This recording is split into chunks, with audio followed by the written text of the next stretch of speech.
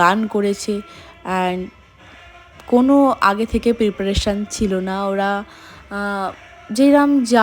যে যেরকম পারত সেইভাবেই ওরা এই দিনটিকে আরও আনন্দময় করে তুলেছে। তো থ্যাংক ইউ সো মাচ সকলকে।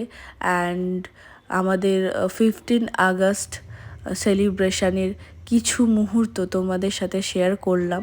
তোমাদের যদি ভালো লেগে থাকে লাইক কমেন্ট শেয়ার অবশ্যই করো। অ্যান্ড এইভাবেই প্রতি বছর যেন আমি স্টুডেন্টদের নিয়ে এই দিনটিকে পালন করতে পারি। তো আজকের মতো এখানেই আমি ব্লগটা শেষ করলাম। দেখা হচ্ছে নেক্সট ব্লগে।